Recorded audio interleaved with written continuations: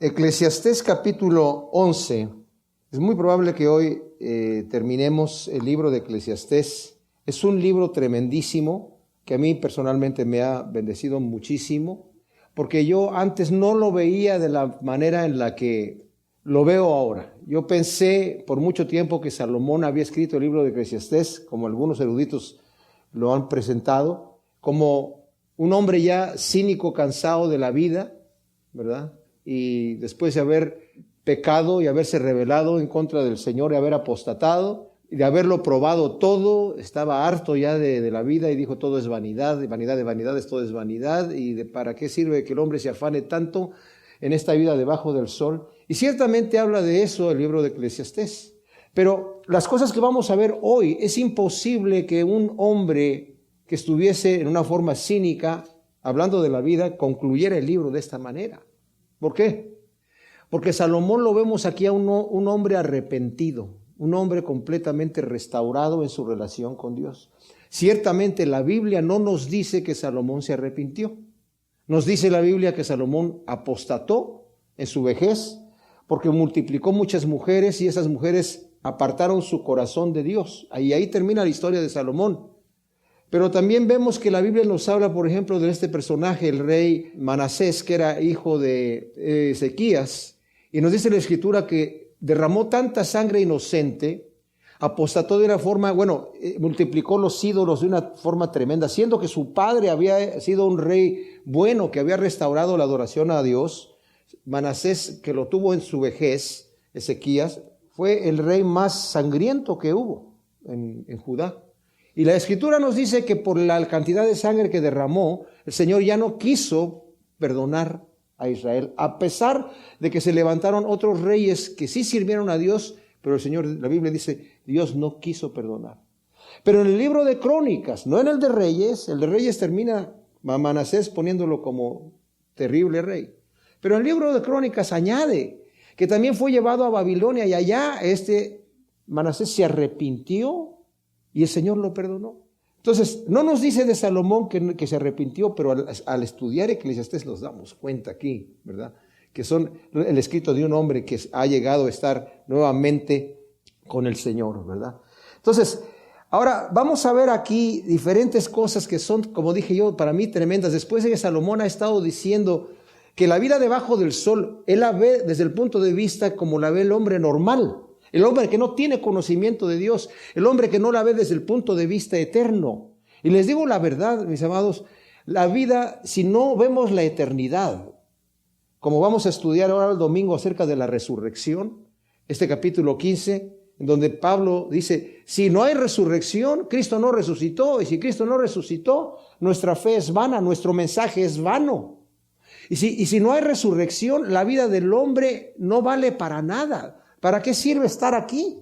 Es una verdadera pesadilla si no resucitó, ¿verdad? El Señor no resucitó si no hay resurrección. Entonces, la vida debajo del sol, Salomón la ve como una vida fútil, una vida vana, no tiene sentido, pero de vez en cuando nos vuelve a decir y nos vuelve a apuntar hacia Dios, el Creador, que es ante quien tenemos que dar cuentas. Desde el inicio del libro empieza a decir que tenemos que dar cuentas y que el hombre va a ser juzgado, tanto los justos como los injustos van a tener que dar cuentas delante de Dios.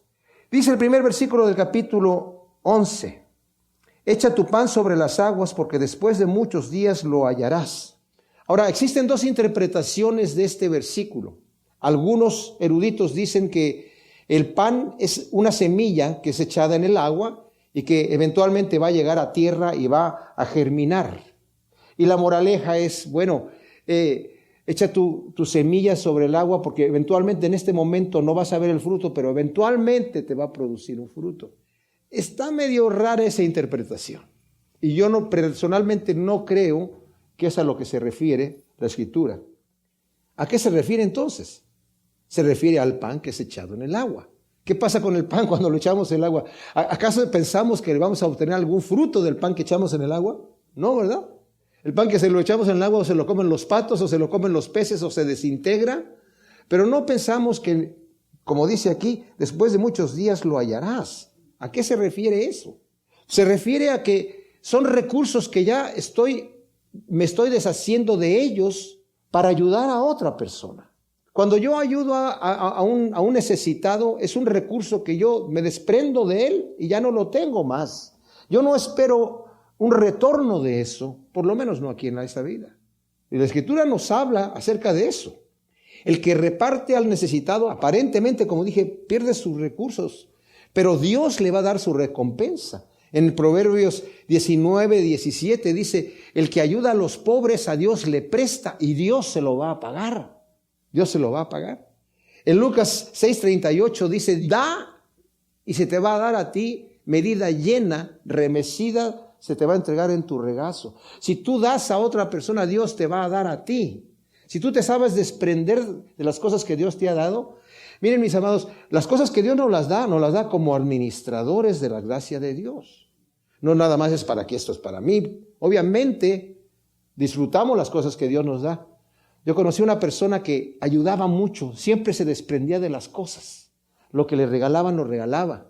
Y decía, a mí me gusta regalar lo que Dios me da, porque en el proceso yo recibo bendición también. O sea, lo disfruto, pero lo paso y luego me dan otro y lo disfruto y lo paso, ¿verdad? Pero hay una cadena de bendición en vez de que se quede todo para mí. En Mateo 25, del 34 al 40, el Señor le va a decir a algunos que están a la derecha, venid benditos de mi Padre, porque tuve hambre y me diste de comer, tuve sed y me diste de beber. ¿Cuándo hicimos esas cosas? Cuando echaste tu pan sobre las aguas. Te desprendiste de tus bienes para ayudar al necesitado y por cuanto lo hiciste a uno de estos pequeñitos, a mí me lo hiciste. Entonces, echa tu pan sobre las aguas. Despréndete de lo que Dios te ha dado para ayudar a otros y no lo veas como que algo que has perdido. Esos son los tesoros que hacemos nosotros en el cielo, mis amados. Las cosas con las cuales yo me quede aquí, porque son mías y Dios me las ha dado. Sí, son mías. El Señor me las ha dado para que yo las disfrute. Y yo tengo dos opciones. Quedarme con ellas y cuando me muera se perdieron. O bendecir a otros y cuando me muera están allí. ¿Verdad? Como el Señor le dijo a ese joven rico. ¿Quieres hacer los mandamientos? Una cosa te falta hacer. Vende todo lo que tienes y dalo a los pobres. Y no le dice el Señor, y con eso vas a echar tu pan sobre las aguas y nunca más lo vas a volver a ver. No, vas a tener tesoro en el reino de Dios. A ti te gustan los tesoros. Tú eres un hombre rico. Tú eres un hombre que sabe hacer inversiones. ¿Quieres hacer una verdadera inversión? Vende lo que tienes y dalo a los pobres. Echa tu pan sobre las aguas. Aquí no lo vas a volver a ver, pero lo vas a ver allá. En el reino de Dios. Allá lo vas a encontrar. Reparte porción a 7 y a 1 a 8, porque no sabes el mal que vendrá sobre la tierra. Ahora, esto está relacionado al versículo anterior, obviamente. Habla de ayudar al necesitado haciendo así tesoros en el cielo, pero también puede referirse en relación a los versículos siguientes, que es a repartir en inversión los recursos como el Señor ha repartido talentos a sus siervos. ¿A qué me refiero? O sea, cuando el Señor habla del amo que le dio a sus siervos, a uno le dio 5 talentos, a otro 2 y a otro 1, y también en otra parte habla de las minas que les entrega a sus siervos, las entrega para que produzcan su fruto. El dueño, que es el Señor, no sabe quién va a hacer producir los talentos, a lo que está diciendo aquí, tú no sabes a quién le vas a repartir. Diversifica tus inversiones porque no sabes en dónde te va a dar el fruto. Pero no solamente se refiere a mis inversiones aquí materiales, sino a gastarme. Nosotros cuando nos gastamos para el Señor, mis amados, son las cosas que hacemos aquí en la tierra. ¿Se acuerdan de la parábola del mayordomo infiel? Donde ese mayordomo que por haber sido infiel con su amo lo va a correr. Entonces dice, bueno, ya me va a correr mi amo porque he sido infiel en la administración de los bienes. Entonces empezó a rebajarle la cuenta a los que les debía dinero a su amo para garantizar su vida posteriormente. Y el Señor dice, alabó al mayordomo infiel por su sabiduría para utilizar los bienes de esta vida para que te reciban en las moradas eternas. O sea, Dios te ha dado muchas cosas en esta vida, utilízalas para el reino de Dios. Diversifica esas cosas así, porque no sabes el mal que va a venir sobre la tierra. Si las nubes están llenas de lluvia, se vaciarán sobre la tierra. Y si un árbol cae hacia el sur o hacia el norte, en el lugar donde caiga, ahí va a quedar. El que considera el viento no sembrará, y el que mira las nubes no segará. No sabemos lo que va a traer el porvenir, mis amados. Y lo que nos está diciendo aquí, si te quedas sentado con los brazos cruzados, ¿por qué no vas a ver lo que va a pasar? Yo no sé si el árbol va a caer para allá o va a quedar para acá y yo mejor no sé qué voy a hacer, ¿verdad? Nunca vas a lograr hacer nada, porque las nubes se van a vaciar sobre la tierra, dice aquí, pero el que considera el viento no va a sembrar y el que mira las nubes no va a cegar. O sea, la persona que dice, no puedo sembrar porque está el viento soplando, nunca va a tener cosecha, porque está viendo el problema. Y el que ve la lluvia tampoco va a cosechar y no va a perder el producto. Lo que nos está diciendo esto es un simple consejo: aprovecha la oportunidad. Los días son malos. Aprovecha el tiempo mientras tienes la vida en este momento, utilízalo para el reino de Dios. Y no pongas pretextos. Bueno, es que en este momento la cosa está difícil, yo no sé si va a funcionar o no. Cuando el sembrador salió a sembrar, mis amados, no se puso a ver en dónde lo voy a sembrar, porque aquí no está, tiró la semilla por donde fuera. Yo escuché una vez un pastor que dijo, yo no siembro donde no hay buena tierra. No, pues el Señor sembró por todos lados, junto al camino, en pedregales, entre espinos, y parte cayó en buena tierra. Porque no sabemos lo que va a venir después. Esos espinos se pueden quitar, esos pedregales se pueden limpiar, esa tierra endurecida se puede ablandar. Porque nosotros hemos sido esos terrenos con espinos y con piedras y endurecidos, y de repente el Señor ha llegado a limpiar ese terreno para que nuestra tierra se haga buena tierra y produzca su fruto a 100%, ¿verdad? Así como no sabes cuál es la senda del Espíritu, algunas versiones dice viento, pero esto va relacionado anteriormente a otro versículo que vimos. No sabes cómo va el Espíritu, cómo viaja, cómo llega a Dios de nuevo. Como no sabes estas cosas, ni cómo crecen los huesos en el vientre de la que está encinta, así ignoras la obra de Dios. 2 ejemplos de la poderosa y maravillosa e inescrutable obra de Dios. La senda del Espíritu, ¿verdad? Como nos lo dijo en el 3:21. La formación del feto en el vientre, como también nos dice el Salmo 139, del 13 al 16. Tus ojos vieron mi embrión mientras estaba siendo maravillosamente formado dentro del vientre de mi madre. La moraleja es, como no sabes ni entiendes el proceder de Dios, depende de Él en cualquier circunstancia y aprovecha cada oportunidad para hacer el bien. Luego el versículo 6 dice, por la mañana siembra tu semilla y a la tarde no dejes reposar tu mano, porque no sabes qué es lo mejor, si esto o aquello, o si ambas cosas serán igualmente buenas. Como vemos, todos estos versículos están relacionados a aprovechar el tiempo, mis amados.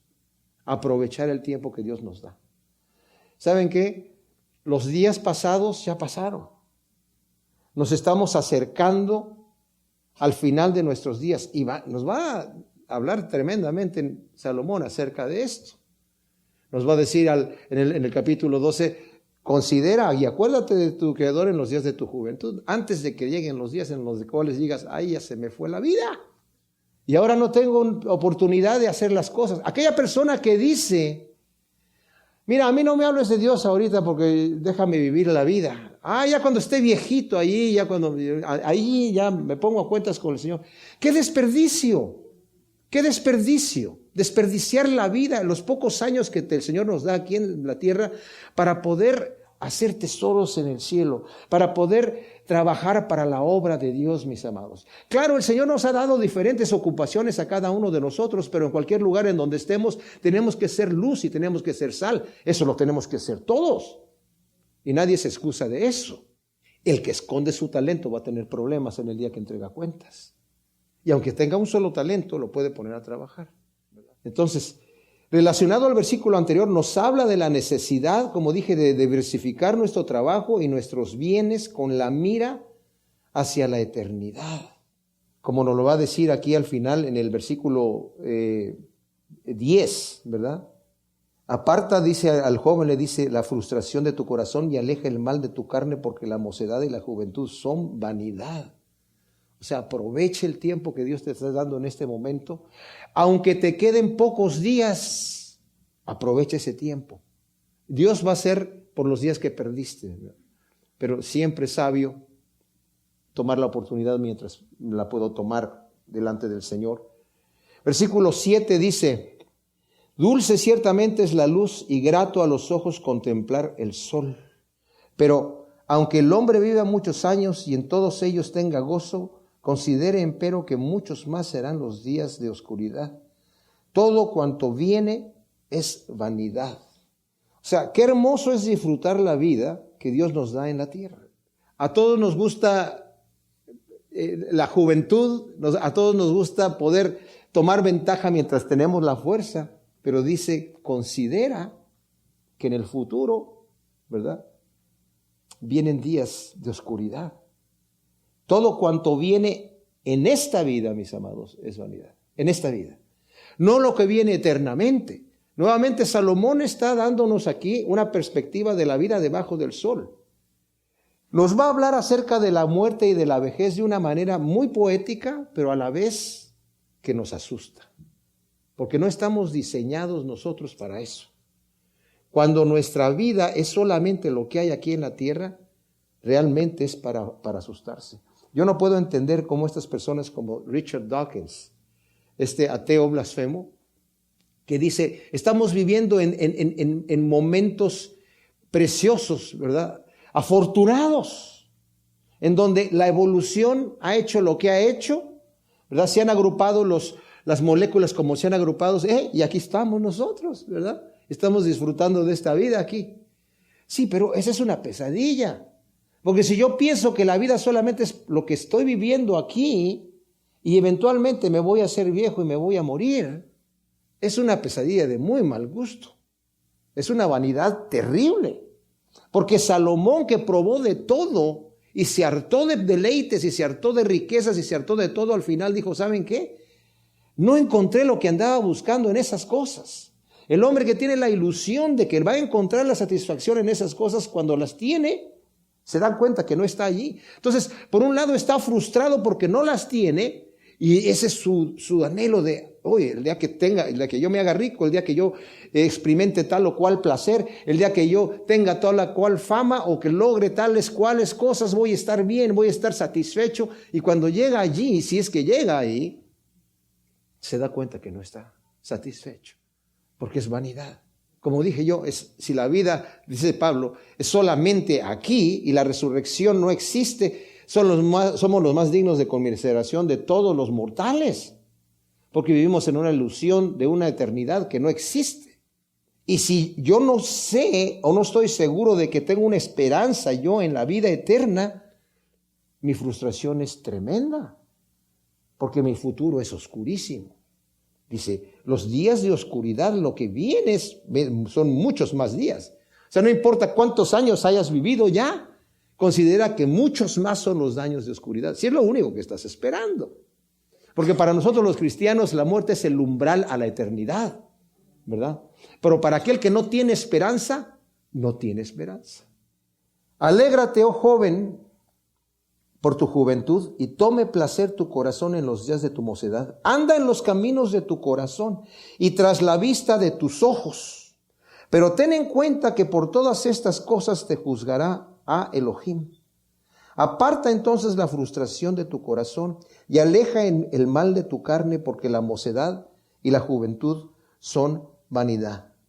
Ahora, es bueno, mis amados, animar a nuestros hijos y a nuestros nietos, que son jóvenes, a gozarse de la fuerza que tienen, de la vitalidad, de la juventud, pero con el control del Espíritu. A veces se puede cometer el error de que disciplinemos a nuestros hijos de tal manera que no les damos oportunidad ni les damos el espacio para que ellos se desarrollen y disfruten de su vitalidad y disfruten de su juventud. Pero tiene que estar la instrucción allí. Para eso necesitamos pedirle a Dios sabiduría. Pero el animarlos a que disfruten esa juventud con el Señor es algo tremendo. Porque no se trata, ¿verdad?, de como le diría el padre que no conoce al Señor, a su hijo, vive la vida y come y bebe que mañana te vas a morir, como decían los corintios, ¿verdad? Comamos y bebamos que mañana moriremos. Y bueno, esa era una frase que la tenían desde la antigüedad.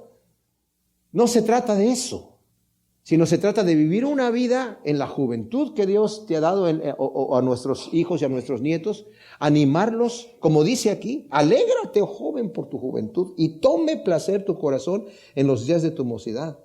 y anda en los caminos de tu corazón, o sea, y tras la vista de tus ojos, o sea, haz lo que te place hacer, pero ten en cuenta que por todas estas cosas te va a juzgar Dios.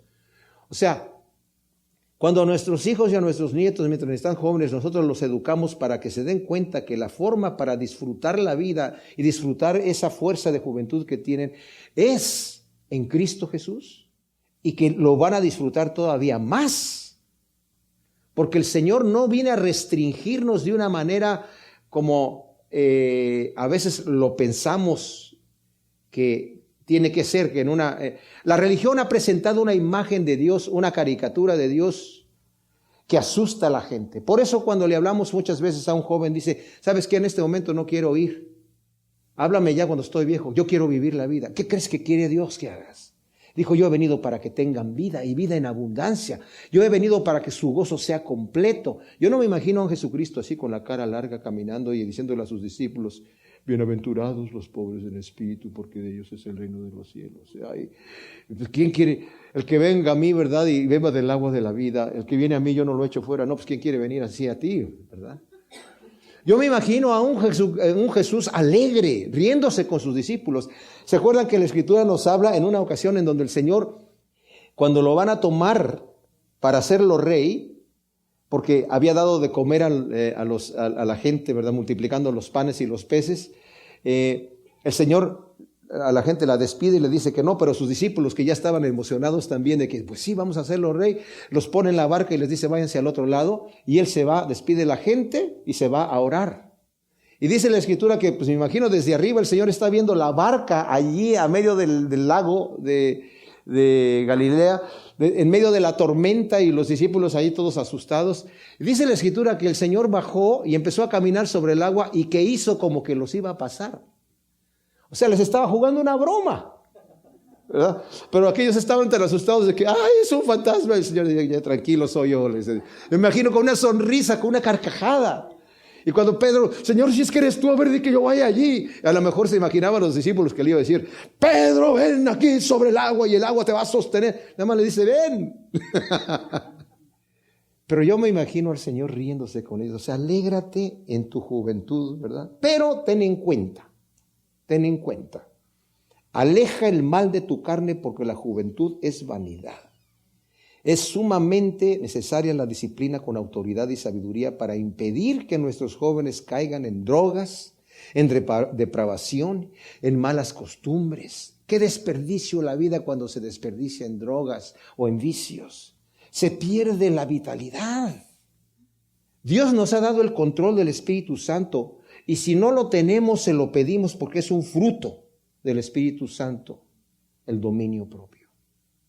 Y el Señor nos lo da cuando nosotros lo buscamos. Pero el que piense estar firme, mire que no caiga. Vea la oportunidad cuando el Señor le da la salida.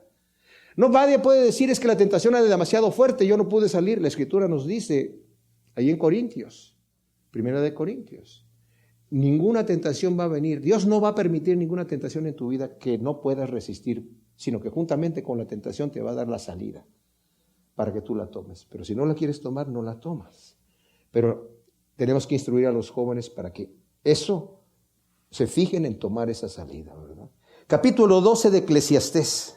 Acaba Salomón de decirnos algo tremendo, sobre todo al joven. Nuestra Biblia está dividida en capítulos y en versículos, pero el escrito original era un escrito completo. Salomón ciertamente ha venido cambiando de temas, empezando a hablar de la vanidad, de la vida, primeramente de lo efímero y de lo breve que es la vida aquí en la tierra, del ser humano. Los bien pocos años que vive, parece como injusto en relación a lo eterno o casi eterno del universo. Lo que vive un árbol, lo que vive los cerros, ¿verdad? O sea, el viento, los ciclos que continúan. Y el hombre viene así, como lo dice la Escritura, su vida es como la flor de la hierba, que por la mañana florece y a la tarde se secó y se acabó. Muy breve es la vida. Y Salomón dice que es muy vana la vida aquí debajo del sol porque es muy breve. Pero después también dice, la vida debajo del sol es muy vana porque tenemos sedes que no nos podemos nosotros satisfacer. Hay una sed en nuestro corazón, en nuestro ser, que pretende nuestra carne darnos la solución en que lo vamos a satisfacer con placeres, con dinero, con fama, con fortuna, con grandezas. Y Salomón dice, yo que tuve la oportunidad, y como les he dicho en otras ocasiones, Salomón, si acaso, fue la única persona que tuvo la oportunidad de probarlo de todo. A veces nosotros podemos soñar, si tuviera esto, si yo pudiera tener esto, pudiera lograr hacer tal cosa, estaría contento, pero nunca lo logramos porque no podemos. Salomón pudo y lo hizo, lo logró. Y dice, dentro de todas estas cosas retuve mi sabiduría. O sea que mientras él estaba entregándose a los placeres y a todas esas cosas que estaba buscando él para llenar ese vacío, todavía el Señor le permitía en su sabiduría analizar y decir, esto no sirve para nada, es vano, todo es vanidad. Y luego dice, ¿de qué le sirve al hombre vivir toda su vida si no la disfruta? Si no vive feliz, aunque viva 1000 años 2 veces, ¿de qué le sirve vivir tanto tiempo si no disfruta la felicidad? Un abortivo es mejor que él, uno que no ha nacido es mejor que él. Si en tu vida solamente tienes congojas y problemas y úlceras en el estómago porque no sabes cómo pagar las cuentas, de veras, o sea, si la vida es así, como viene así, eso es vanidad. Si necesitas estar sufriendo porque tienes 2 trabajos para y no, se te acaban las fuerzas, pero no logras la felicidad por todas las cosas que compraste y no las puedes pagar, tampoco te satisfacen.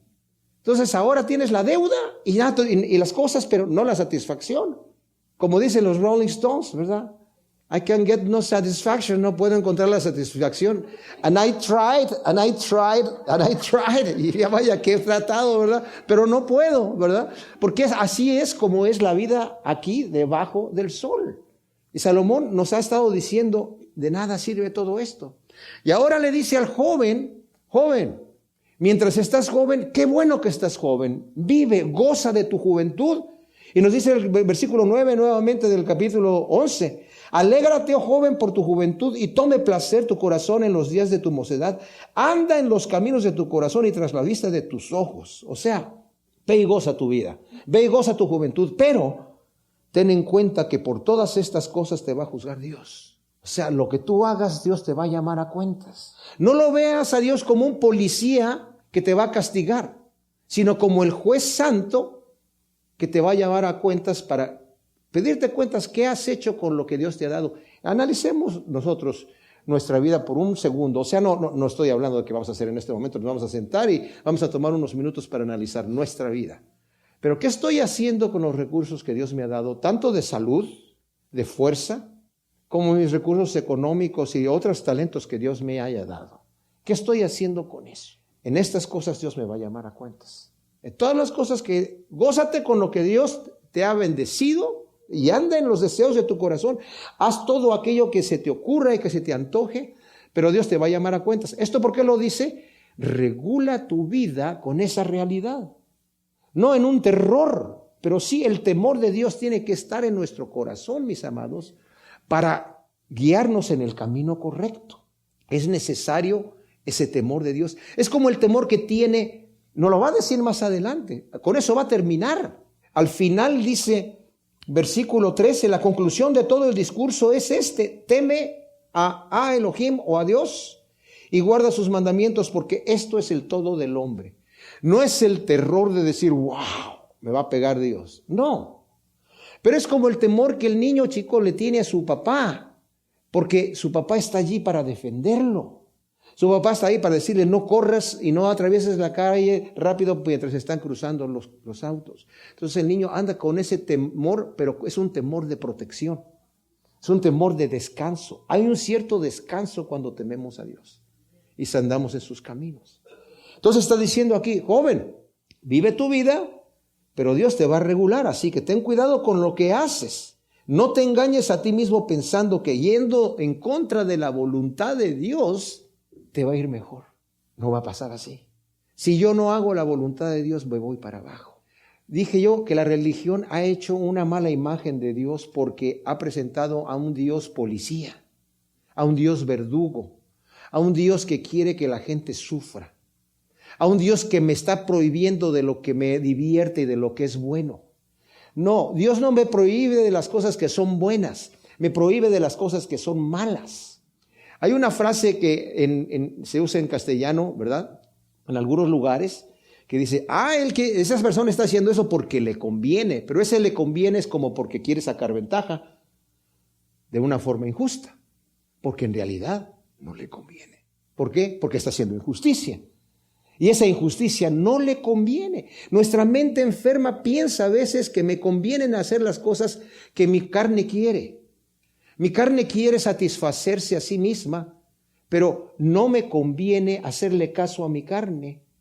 Porque así como el Señor le dijo a la samaritana, el que bebiere de esta agua volverá a tener sed. ¿Se imaginan ustedes? El Señor está sentado junto a un pozo y tiene sed. Y llega esta mujer a la mitad del día sola, porque obviamente le daba vergüenza venir con otras personas o tal vez nadie quería andar con ella. Y cuando llega, escucha que es un judío, le dirige la palabra. O sea, ya el puro hecho de que alguien le dirigiera la palabra ya era suficiente como para que fuera, wow, alguien me está hablando a mí. La que todo el mundo la veía así como esta mujer suela, ¿verdad? Pero dice, ¿cómo tú siendo judío? Además me estás hablando a mí que soy samaritana. Tú siendo un hombre me estás hablando a mí que soy una mujer. Que eso ya en sí estaba mal y que un judío con una samaritana. Y me estás pidiendo de beber. ¿Quieres que yo te dé de beber? ¿Se te atreves tú como judío a tocar mis cosas inmundas? Y el Señor le dice, si tú supieras quién es el que te está hablando, tú le pedirías y Él te daría de esa agua. Pues mis amados, esa agua es la única que nos satisface. Y eso es por lo cual tenemos nosotros sed. Y eso es lo que el joven aquí está buscando.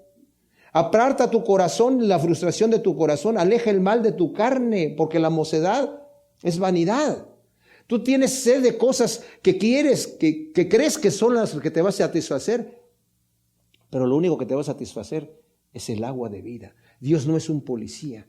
El temor de Dios es acercarme a Él para que Él me dé de beber de esa agua de vida, y eso sí me va a satisfacer. Entonces le dice en el primer versículo, acuérdate de tu Creador en los días de tu juventud, antes que vengan los días malos y se acerquen los años en que digas, no tengo en ellos contentamiento. Literalmente, la palabra acuérdate es la palabra sacar en hebreo, que es el acordarse de Dios con gozo para hacer su voluntad mientras haya oportunidad. Ahora decimos, bueno, a mí ya se me fue la juventud. O sea que ya no me puedo acordar de mi Creador cuando en los días de mi juventud, porque ya se me fue El Señor está diciendo prácticamente, acuérdate de tu Creador mientras puedes, ¿verdad? Cuando Pablo le dice a Timoteo, en 1 Timoteo 4:12, que nadie tenga en poco tu juventud, Timoteo estaba en sus 40s. Así que la juventud a la que se refiere es mientras tengo fuerzas, porque aquí Salomón va a comparar la vejez con la vejez que ya me incapacita completamente y que me tiene postrado y ya no me deja hacer aquello que quiero hacer, porque ya no puedo. Así que está diciendo, antes de que vengan esos días en donde ya no puedes hacer las cosas y digas, desperdicié mi vida. La palabra es, literalmente dice, acuérdate de tus creadores. No es que haya varios dioses, pero en Génesis 1:26 el Señor dice, hagamos al hombre a nuestra imagen y semejanza. Es la Trinidad la que está hablando ahí. Antes que esos días lleguen, cuando no tienes la fuerza para recordar que estuviste trabajando para el Señor. Según de Timoteo 4, del 6 al 8, Pablo está confesándole a Timoteo, ya estoy listo para irme con el Señor. Pero ¿sabes qué? Me voy tranquilo, porque he peleado la batalla, he corrido la carrera y he guardado la fe y me está preparada la corona de justicia que Dios me va a dar a mí, y no solamente a mí, sino a todos aquellos que esperan y aman su venida.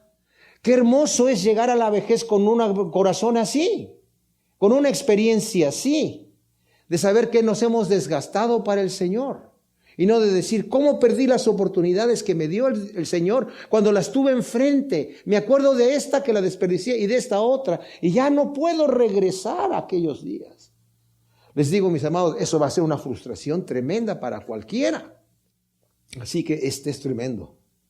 Ahora, nos viene de una forma muy poética aquí hablarnos de, como dije yo, de esta vejez extrema, en donde ya nuestras fuerzas se van a acabar. Y esto lo habla desde el versículo 2 hasta el 8, dice: antes que se oscurezcan el sol y la luz y la luna y las estrellas y las nubes vuelvan tras la lluvia. O sea, la pérdida de visión, antes de que te quedes ya sin poder ver nada por la vejez. Acuérdate de tu Creador antes que eso suceda. Acuérdate antes de que el día en que tiemblen los guardianes de la casa, pueden ser los huesos de tu cuerpo, se encorven los hombres fuertes, las piernas, y cesen las que muelen porque han disminuido. Ya no puedes masticar, se te acabaron los dientes, se te cayeron, ¿verdad? Ya no te funciona. Se enturbien las que miran por las celosías, los ojos, o sea, ya no puedes ver bien. Acuérdate de tu Creador antes de que te lleguen esos días. Acuérdate antes de que se cierren las puertas de la calle por ser débil el sonido del molino. Las puertas de la calle y los oídos, antes de que ya no puedas escuchar por tu vejez. Antes de que ya no puedas escuchar el sonido del molino porque hay dificultad de oír. Hay otros intérpretes de la Biblia que dice antes que ya tu sistema digestivo no te esté funcionando bien. Y que uno se despierte con el gorjeo del pajarillo. Esto puede ser fragilidad del sueño o por el hecho de que te levantas muy temprano porque duermes muy poco. Ya no necesitas dormir como dormías antes. Antes que enmudezcan todas las hijas del canto, antes de que pierdas ya la voz, tus cuerdas vocales queden inservibles. Acuérdate de tu Creador antes de que te lleguen esos días de extrema vejez. Acuérdate cuando también se tema lo que es alto y a los terrores del camino. O sea, el temor a la vida debido a la dificultad de enfrentar el porvenir. Ya ahora ves las escaleras como un grave peligro y las cosas altas que antes no les tenías temor, ahora ya les tienes temor. Porque ya tu cuerpo no tiene la fuerza que tenía antes. Antes que florezca el almendro, o sea, antes de que te salgan las canas, antes de que se arrastre la langosta, arrastrar los pies. O sea, antes de que te salgan las canas y antes de que se te caigan las canas que se te salieron después, ¿verdad? Algunos no se les caen y otros sí, ¿verdad? Antes que el alcaparrón no haga su efecto. El alcaparrón era el fruto de la alcaparra que era utilizado para estimular la sexualidad. Porque el hombre marcha hacia su morada eterna, mientras los que endechan rondan por las calles. O sea, los que endechan eran lloradores profesionales o llorones profesionales que estaban esperando en las calles para que alguien muriera, antes de que anden rondando tras tu casa, esperando en el momento en que vas a morir. O sea, medio tétrica está la cosa aquí, ¿verdad? Pero no, la situación es que nos está diciendo, mis amados, acuérdate de tu Creador antes de que esto venga. Antes que se rompa el cordón de plata y se aplaste el cuenco de oro. O sea, el cordón de plata es la vida. El cuenco de oro, el cráneo. Antes que se quiebre el cántaro junto a la fuente y la rueda hecha a pedazos caiga en el pozo. Antes que tu cuerpo vuelva nuevamente al sepulcro. Y el polvo vuelva a la tierra de donde proceda, y el espíritu retorne a Elohim que lo dio. El Señor le dijo a Adán: vas a ganarte el pan con el sudor de tu frente hasta que vuelvas a la tierra, porque de la tierra fuiste formado y a la tierra vas a volver. Este cuerpo que tenemos nosotros, mis amados, Dios lo hizo para que lo habitemos en este planeta. La carne y la sangre no van a heredar el reino de Dios.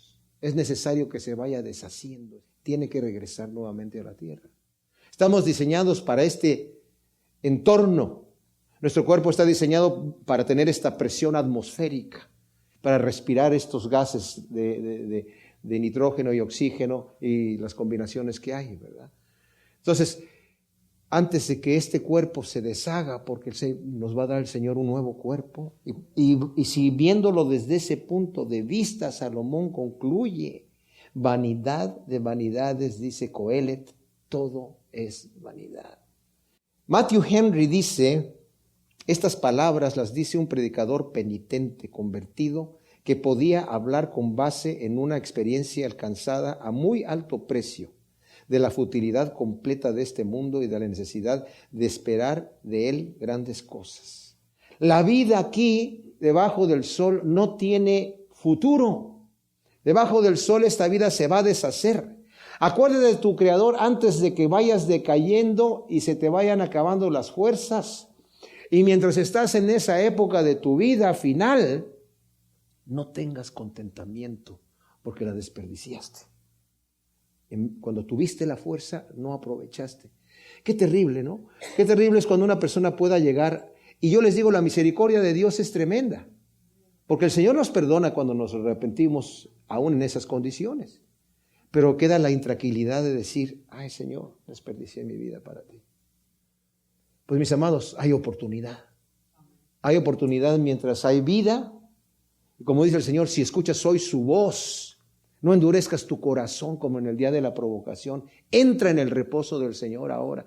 Y desde este momento el Señor te va a tomar en cuenta los días desgastados, así como la parábola de aquel hombre que salió a buscar trabajadores para su viña y a uno lo contrató a las 6 de la mañana, a otro a las 9 de la mañana y al que lo contrató a las 6 de la mañana le dijo, si vienes a trabajar conmigo te voy a dar un denario, que era lo que se pagaba por el salario de un día.